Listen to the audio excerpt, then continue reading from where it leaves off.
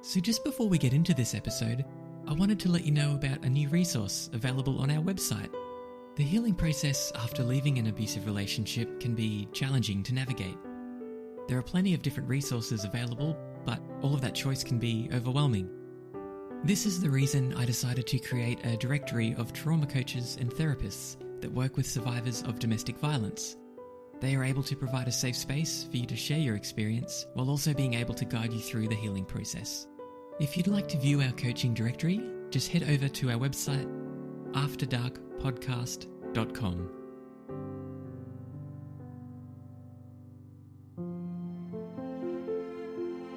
These are the stories of the brave, the strong, the survivors. This is the After Dark Podcast.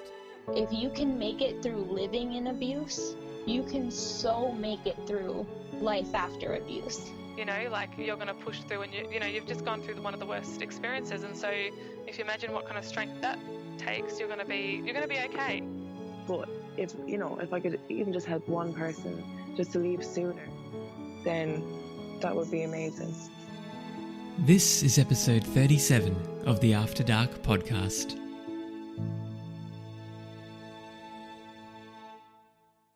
Thank you so much for joining me for this episode of the After Dark Podcast. In this interview, I'm speaking with Dr. Michele Finneran. Michele has written a book titled Surviving Domestic Abuse that discusses the different support systems available to domestic violence survivors. So, Michele, I was wondering if you could share about how you got started writing the book. I got the idea of writing the book when I worked in a local jail in my local community. And what I began to discover, I was working in an inmate female incarcerated women population where women would get arrested for domestic violence, anger management, and conflict resolution. It was a program unit. And so what was happening is I was doing group sessions. And the more that I did group sessions, the more I began to realize that, and speaking individually with the inmates, the female inmates, that a lot of the women that were incarcerated because of they were victims of domestic violence. And I really had a hard time just kind of wrapping my head around that concept and, thinking about, how can domestic violence victims get incarcerated for being a victim. So often it happens, and I didn't really realize how, and you don't really realize until you're working in a system or that you are in a system, the legal system of some sort.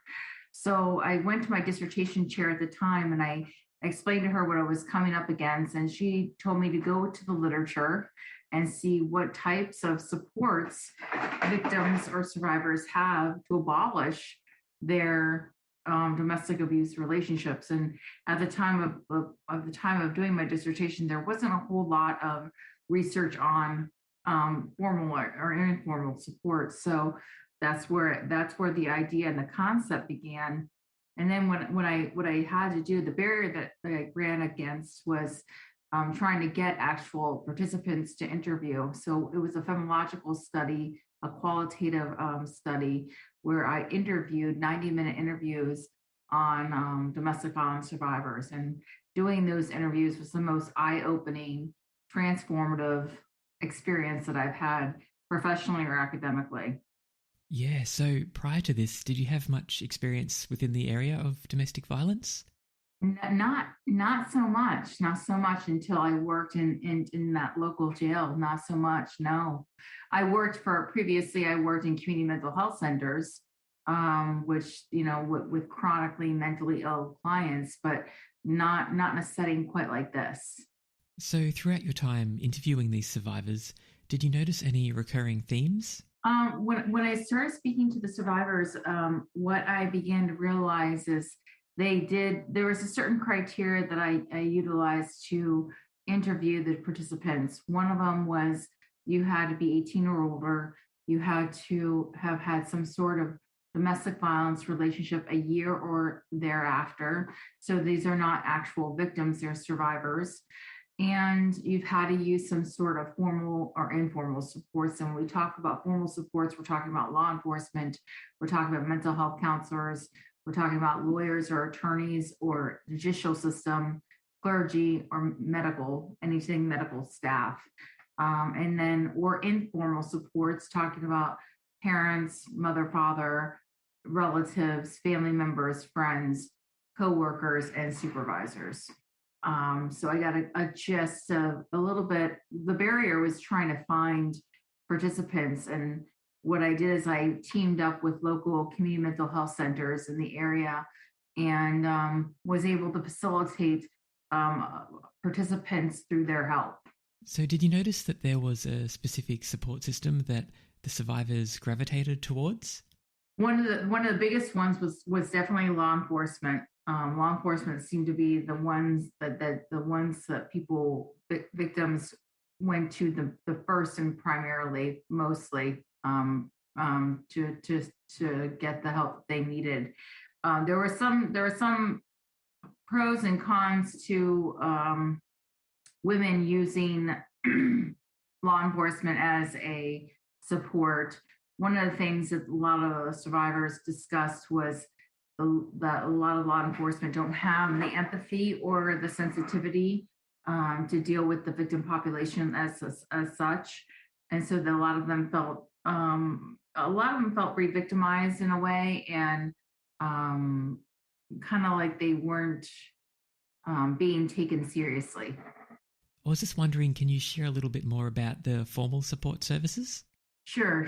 So with the formal supports, a lot of the survivors that reached out to formal supports, their informal supports, meaning a lot of their friends recommended that they seek counseling, and the counselors that they sought were mental health counselors, and they helped them, process the goals of the therapist is to help process the victim through their trauma and allow for that processing to take place, as well as trying to strategically meet the client where they're at.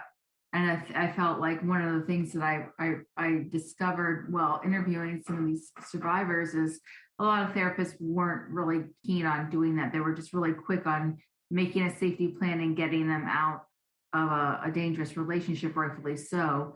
But a lot of survivors or victims at the time weren't ready to do that as of yet.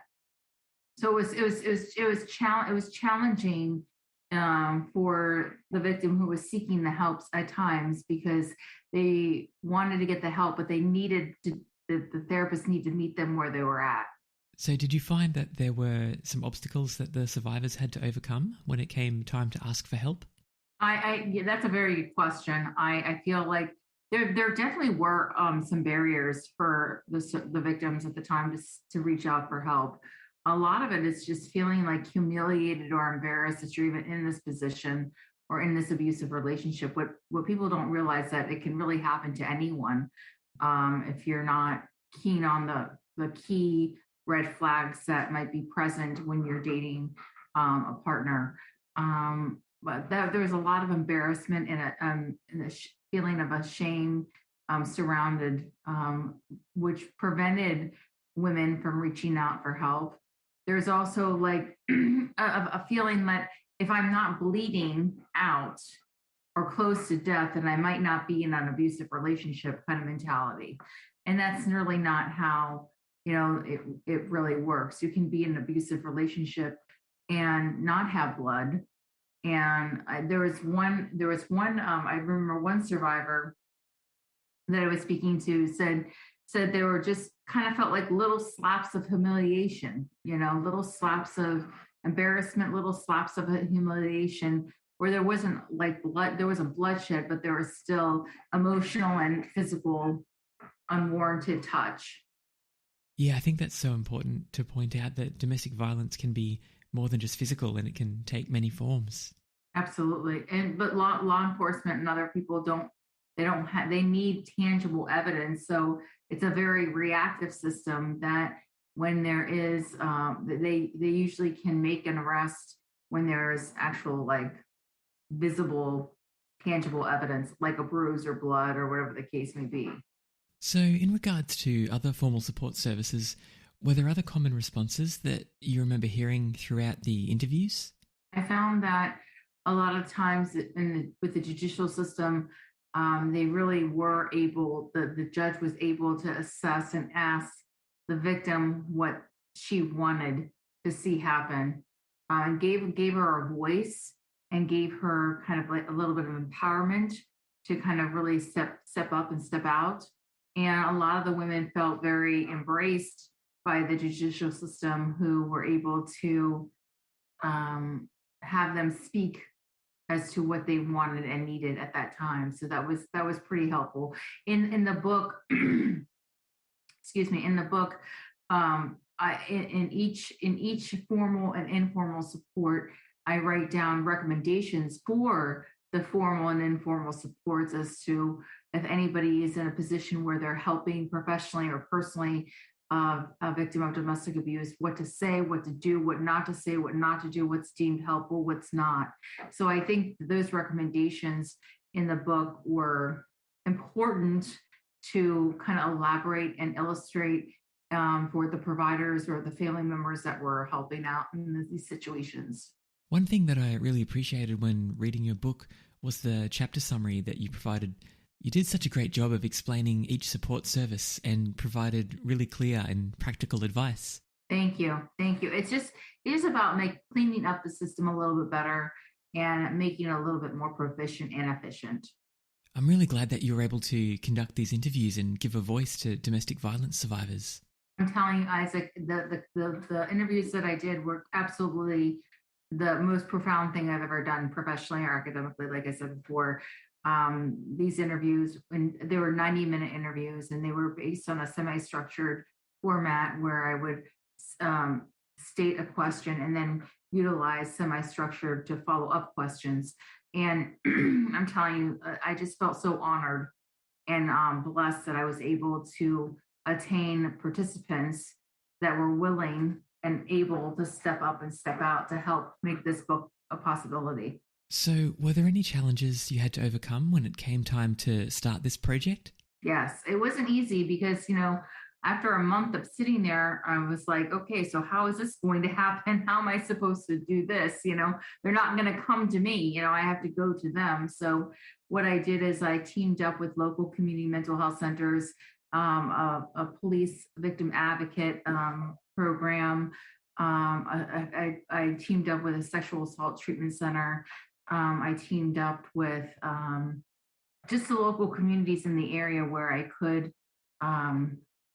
post my flyer, and then I would get calls, and then I would start scheduling them.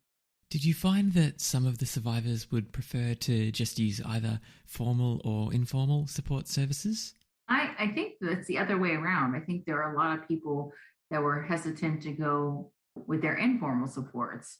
A lot of personal embarrassment having to be connected with that. So I think it's actually the opposite, that people were, the way the victims first sought out help is they did their own kind of preliminary research, and they did their own kind of, attending of support groups, because they knew they knew something was wrong in their relationship, but they really didn't identify it as domestic abuse or domestic violence until they started hearing stories and respondents from other survivors or victims that, yes, sounds very similar and very familiar, and I feel like there's something bigger happening for me. But it wasn't like in their face. I feel like they had to do a little bit of self-discovery. So while interviewing these survivors, did you hear a lot of different red flags in their relationships? Yes. There were many red flags. For instance, getting into the relationship way too quickly. That was a lot of the women discussed that they, their partner were really gung ho about like meeting and then talking for a little bit and then moving right in with each other. So that was something that was a kind of like a huge red flag, that moving very fast in the relationship, which is not recommended in any relationship is to take your time and to make sure it's healthy and to get to know. So that was one of the red flags that took place. Another red flag was the survivors, the victims at the time, started seeing how controlling their partner was and how they didn't really want them to interact with really much anybody.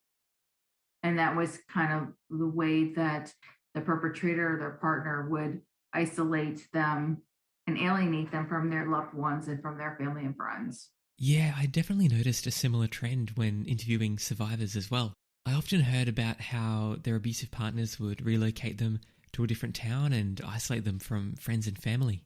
I definitely agree. I think that there are definitely underlying themes. And when I did the interviews, they kind of popped out. Another interesting theme that kind of popped out was the mother-daughter relationship, and how important, I didn't really realize this until I did the interviews, how important a parent, a mother, to have emotionally secured attachment to their daughters, and what that actually does for the daughter's future intimate partner relationships. Didn't really realize that. I thought it would be the father and the daughter, but actually it's the same-sex parent that really made all the difference. And so was that a recurring theme that you noticed throughout the interviews? Yes. So what the participants were saying, the survivors were saying that they did most of them, all of them actually did not have healthy emotional bonding with their mothers. And that an insecure attachment led them into the arms of their perpetrator as they expressed and as they felt. Like the mothers were there in different ways. They were there physically, they were there maybe monetarily or babysitting or helping them move or go to appointments, but emotionally not available to their daughters. And a lot of daughters that were witnessed their mothers in victimization, and how that kind of unfolded, and that learning of that learned helplessness in families, and kind of learning that and taking that as a part of their own future relationships. Did you notice any trends in terms of the survivors' home environment growing up? Yes. There was many times where there was a dysfunction with the family of origin, where the parents, where the daughter learned through the mother kind of victimization through just being exposed to it growing up in her childhood. So when the survivors were speaking about their abusive partners, did you notice any similarities in terms of their characteristics? Oh yeah. So very similar, very similar. I would just say the biggest similarity were pretty much narcissistic personality disorders. And, it's funny because with a lot of the perpetrators, they were like nice to and friendly and charismatic to everybody else around them except their partner. So no one really knew that there were issues going on, or the perpetrator was actually a perpetrator because of the facade that the male put on. So I felt like a lot of the survivors often had perpetrators that had this kind of like chauvinistic, egotistical, narcissistic kind of mentality, where they were friendly to everybody else around them, neighbors, what have you. But when they stepped inside the home and interacted with their partner, they were the most abusive. Yeah, I've definitely noticed similarities as well as I've been interviewing survivors for the podcast. Even though each person is different, they still share so many similar personality traits. Isn't it so strange? Like, I feel like it's very strange. Like there's obviously they're different, but still, like we said before, there's this underlying theme of similarity that just streams through, even with the perpetrator's character traits. So I was wondering if you can share a little bit more about the informal support services that you speak about in the book, and if the survivors had any obstacles to overcome in this area. Yes. Well, One of the things that you would think that would that again popped out in the interviews that I didn't think would is something that was not helpful that parents, mom and dad, did when their daughters would come to them and help and needing help from them is the bashing of the perpetrator is just not helpful for the victim going through abuse. I wouldn't think that to be significant, but it certainly was when I did the interviews and I interviewed these survivors that one of the things that they felt that was not helpful that their parents did was emotionally tear down because also the survivor, the victim at the time, had a sense of wanting to protect their perpetrator emotionally, physically. And that's when we talked about in the book the Stockholm syndrome, where you feel the need to protect the perpetrator. And that's why for law enforcement, domestic violence calls are so dangerous for law enforcement because the victim calls law enforcement for protection. The law enforcement officer comes out and makes the arrest for the perpetrator, but then the domestic violence victim attacks a law enforcement officer for arresting the perpetrator.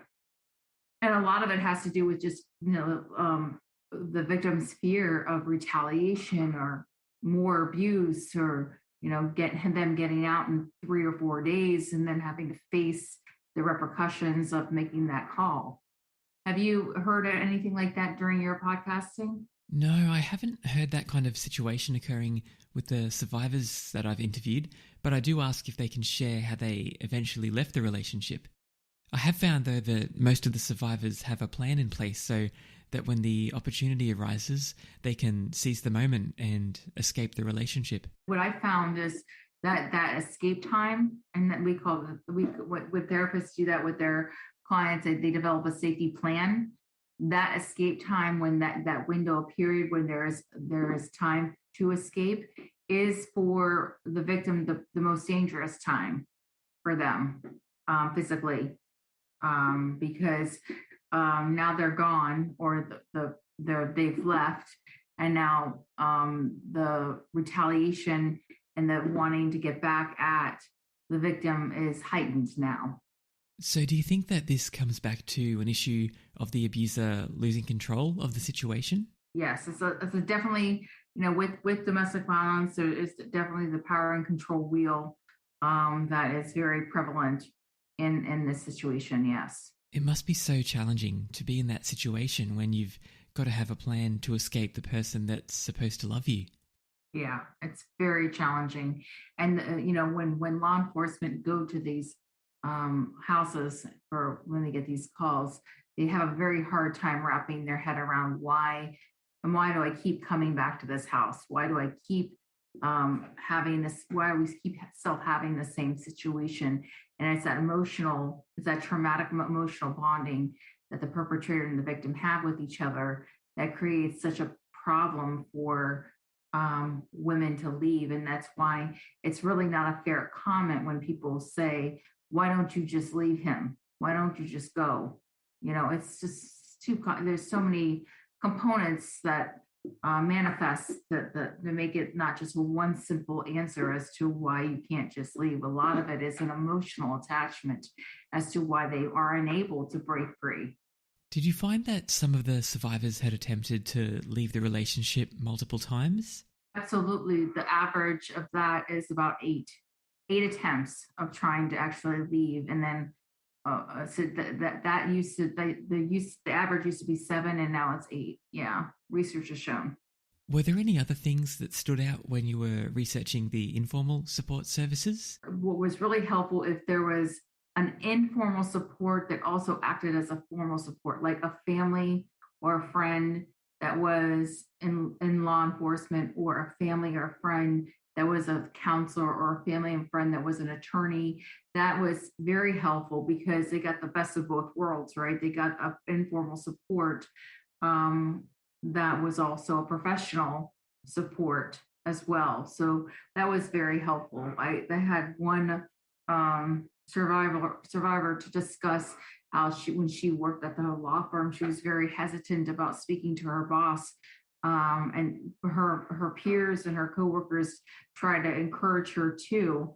But when she did, he was super helpful in helping her legally guide her down the right road. So that's very helpful when an informal support, whether it be a family, a friend, a relative, a coworker, a supervisor is also a formal support.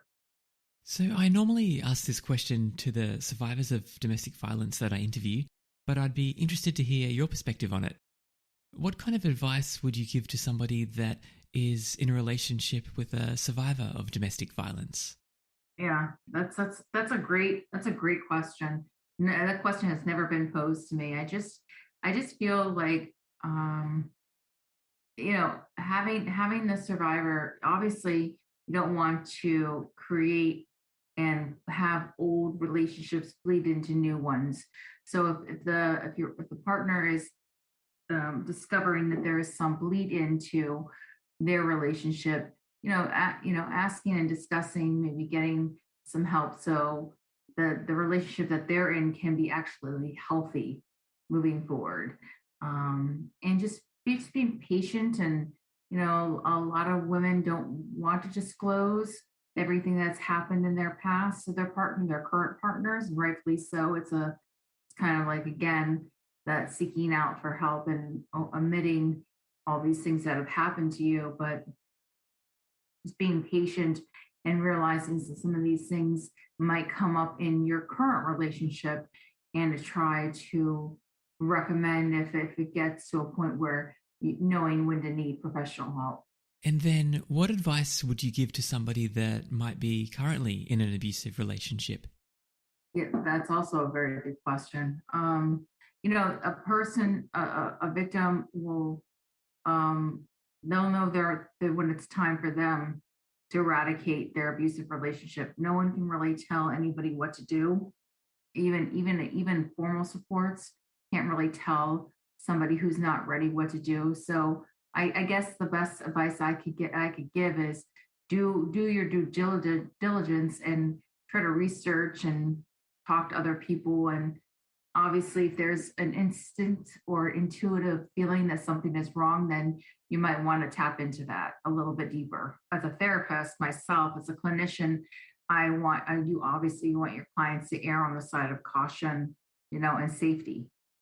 So, if they're not emotionally or physically ready to make that move, work with them until they are. So just before we wrap things up, I was wondering if there was anything else that you would like to share. No, but the questions, Isaac, that you have raised that no one's ever posed them to me before. It's really, really, really insightful questions. And it takes me a minute to kind of take a step back and really process and think about the question, especially if it's never been asked, or the way that you asked it was amazing. Yeah. So I feel like there's just, making sure that it's, especially like during this pandemic, it has, the domestic abuse rates have really skyrocketed. And so I want people to know that, the book right now serves a very, very big purpose in not just abolishing your relationship, but also helping those who are in an abusive relationship.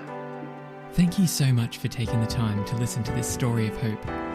If you know of anyone that might be struggling with domestic violence, please feel free to share this podcast with them.